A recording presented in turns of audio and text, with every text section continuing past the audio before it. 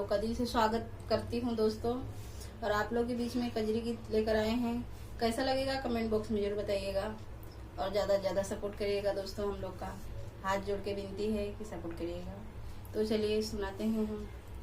गईला पिया सहर कलकतिया, लागल सावन आईबा कहिया, रहिया रोज निहारीला, रहिया रोज निहारीला।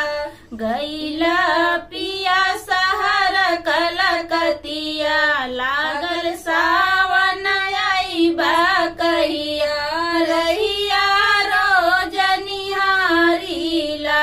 झुलुआ पड़ा है नीम की डरिया, मिलकर झूले सखी सहेलिया, हाँ मिलकर झूले सखी सहेलिया।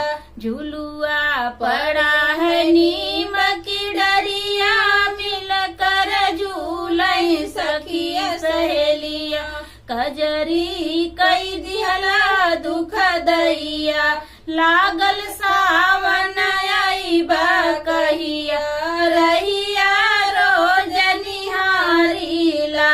लागल सावन आईबा कहिया, रहिया रोज निहारीला। गईला पिया सहर कलकतिया, लागल सावन आईबा कहिया, रहिया रोज निहारीला। गईला पिया सहर कलकतिया, लागल सावन आईबा कहिया, रहिया रोज निहारीला। झूर झूर झूर के ला बयरिया, रिम झिम बरसेला बदरिया।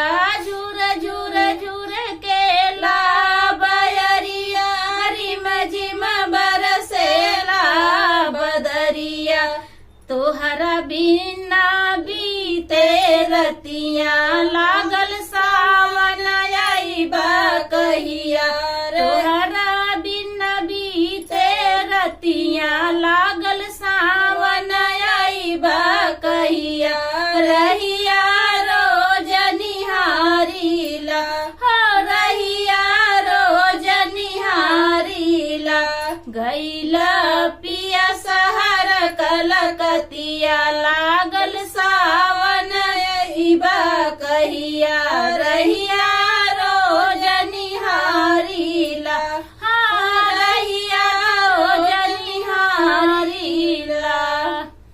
तो आप सभी को कैसा लगा कजरी गीत कमेंट करके जरूर बताइए। मिलते हैं अगले वीडियो में, तब तक आप सबसे जय श्री राम, हर हर महादेव हर दोस्तों। हर महादेव। आशीर्वाद हम लोग के ऊपर बनाए रखना।